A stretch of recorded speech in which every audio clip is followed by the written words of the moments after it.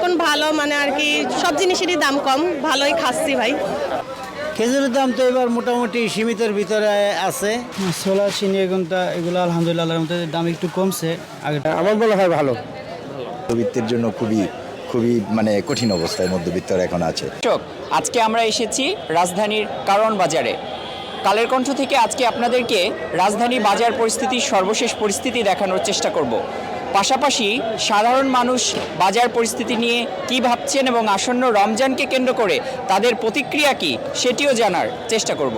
চলুন দেখে আসি। ছোলা আমরা বিক্রি করতাম গত মাসে 130 টাকা 35 টাকা এরকম, এখন 105 টাকা বিক্রি করতেছি পাইকারি দর আর কি। চিনির দামও কমছে, চিনি 125-30 টাকা ছিল, এখন 120 টাকা বিক্রি করা যাইতেছে আর কি, তাও কমছে একটু।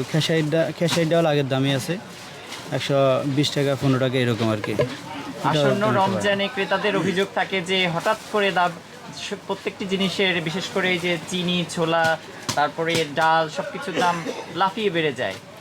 এবার আপনারা কি মনে করছেন? না আলহামদুলিল্লাহ, এবার আল্লাহর মতে কোনো কিছুর দাম বাড়ে নাই, উল্টা কমছে। চিনির দামও কমছে, ছোলার দামও কমছে, খেসারির দাম আগের মতোই আছে। আর মুসুরির ডাল তো লাগে যেটা, ওইটাও দাম বাড়ে নাই, ওইটা আগের মতোই আছে, কোনোটাই দাম বাড়ে নাই আলহামদুলিল্লাহ। এবছর গত বছরতে দামি খেজুরে 100 টাকার মতো কেজিতে কম আছে, আর কম দামি খেজুরে 50-60 টাকা 40 টাকা কম আছে গত বছর তুলনায়। এবার খেজুরের দাম বাড়ার কোনো সম্ভাবনা নাই, পর্যাপ্ত পরিমাণ খেজুর আছে। তবে ক্রেতারা অনেক সময় দাম না বাড়লেও বইলালায় যে 1 টাকাটা 2 টাকা হয়ে গেছে, কিন্তু এই বছর বাড়ার কোনো সম্ভাবনা নাই। খেজুর অনেক পরিমাণ আছে, মোটামুটি ট্যাক্স কমাইছে, কিছু কমাইছে, তো যা কমাইছে এর চেয়েও বাজার একটু কম আছে। তারপর ক্রেতারা বলে দাম বেশি, কিন্তু ওইটা না, সঠিক না। খেজুরের দাম এই বছর নিয়ন্ত্রণে আছে। আমার মনে হয় রমজানের সময় এখনও লাগে নাই, এখন পর্যন্ত ক্রয় ক্ষমতার মধ্যে আছে ইনশাল্লাহ।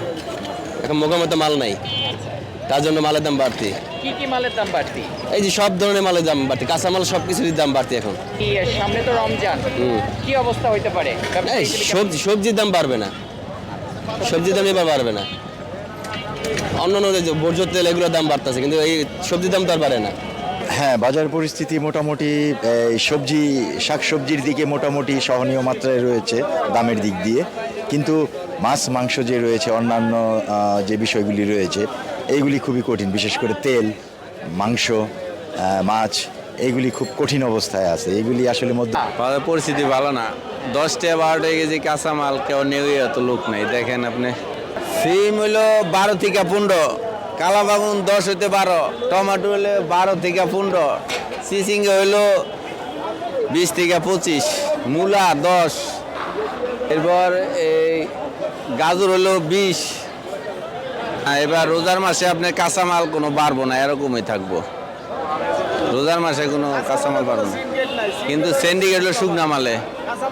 আপনার তেল, বুট, চিনি, আটা, ময়দা, চাল এটি হলো দাম বাড়ায় দেয় সিন্ডিকেট। এটি সিন্ডিকেট, কাঁচামাল কোনো সিন্ডিকেট হয় না।